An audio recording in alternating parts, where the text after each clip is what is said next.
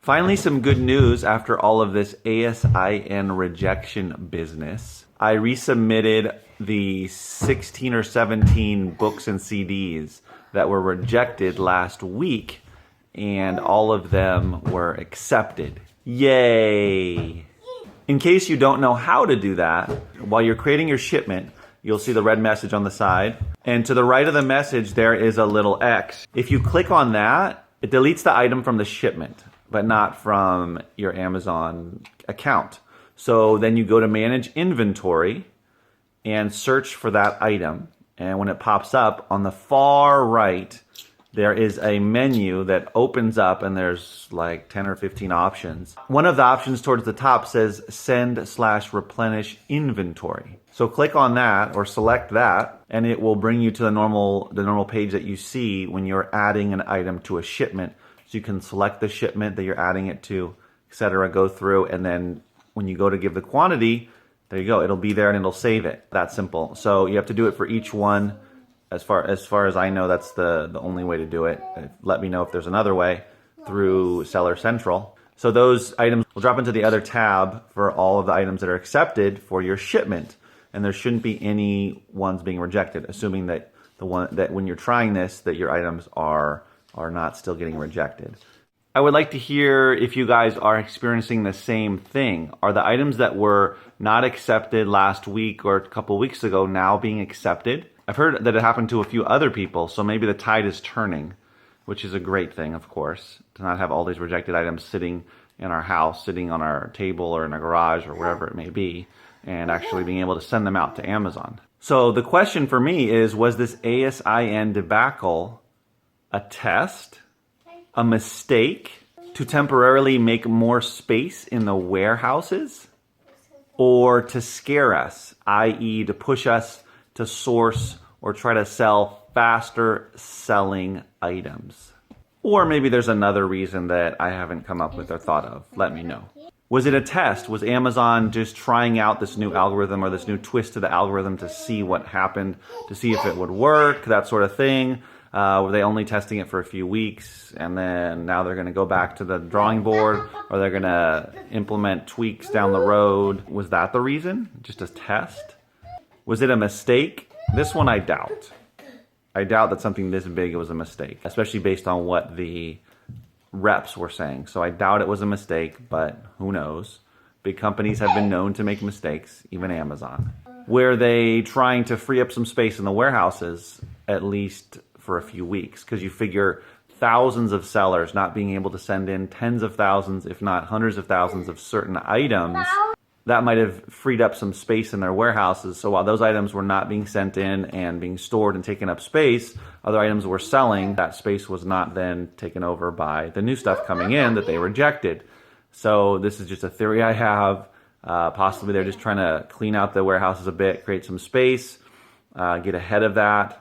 And considering how large they are and how many third-party FBA sellers they have, it's possible that this freed up a lot of space just doing this for a couple of weeks. What do you think? Do you think that's an option, or do you think that's a possibility? The rep that I spoke to talked about that, about them not having enough space for things that just sit for too long, that it takes months and a year and just too much time for them to sell certain items, which is why they were rejecting some.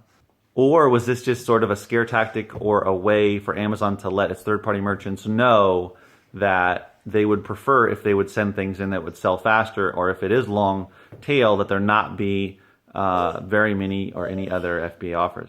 It is possible that Amazon was flexing their muscles and letting us know exactly what they want, i.e. they want products to turn over quicker.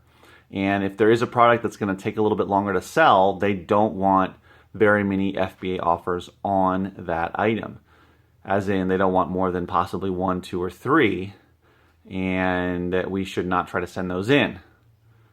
That's another theory. But regardless of the reasons, Amazon definitely let us know who is boss and that things can change dramatically all of a sudden. Things were humming along, sending in shipments, whether it be a quick flip, whether it be a mid-range flip, whether it be a 6 to 12 month flip, and then all of a sudden they put on the brakes, and anywhere between 20 to 50% of our items were being rejected or getting that little nasty little red message. And everybody kind of went crazy about it, understandably, because it didn't seem to make much sense. There's so many different types of sales ranks and number of FBA offers from 0 to a few or 5, but not ones with 100 FBA offers or 30 FBA offers.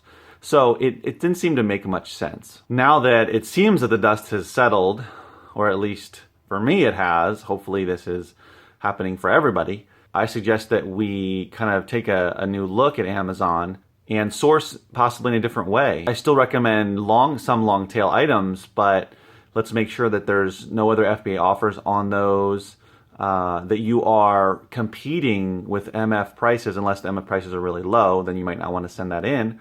If it's a long tail item, it might make more sense to price competitively with merchant fulfilled. If there's only a sale anywhere between 1 or 5 times a year, you're going to want to get that sale, especially if it's only once or twice a year. You're definitely going to want to be in a place to get the sale. So why send in an item and price it really high just because it's FBA and you're hoping that a Prime member comes along when the person that comes along to buy it may or may not actually be a Prime member because there's so few people wanting to buy that book or other item. Now, you cannot take my advice and just continue to source how you sourced before, especially because Amazon is accepting or seemingly accepting all of our books and everything else. But I think I'm going to be a little more cautious about sourcing. This also has me sort of rebalancing my short and midterm versus long tail items. I think I want to sell things a little bit quicker, and that's in terms of buying things that sell more often and also pricing more competitively. Even if I make anywhere between $1 to $5 less on an item, but it sells in a few weeks or a month versus 3 to 6 months, then I think I'm going to go that route for now. And that might also have to do with just being in the business a year and a half and not wanting my items to sit too long. I'm not talking about items that can bring over $20, $25.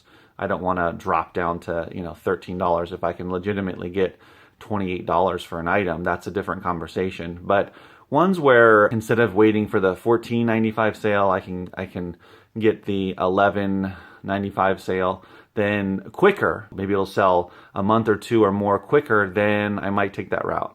Maybe you don't want to go that route, that's fine. It also depends on how much you're spending on individual items, be they books or other media, and also what your budget is. So you take all of that into consideration. It's just made me look at things a little bit differently and wanting to turn over my inventory quicker, which I know the quicker I turn it over, the more I have to send in, but that's fine. We'll see how that goes. So I think this was a good thing overall for everybody, at least for me, and I think it should be for everybody.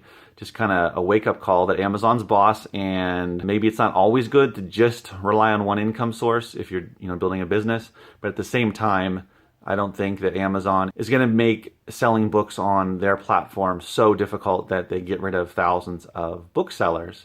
But of course we don't know that, but I don't see that coming just based upon how many books they actually sell, and they're the main destination online for books, as far as I know. Just maybe a readjustment, just taking a look at your inventory and how you source and that sort of thing, and adjusting it to what is comfortable and makes sense for you, whether it's financially or just in general in doing this FBA business. So thanks, Amazon.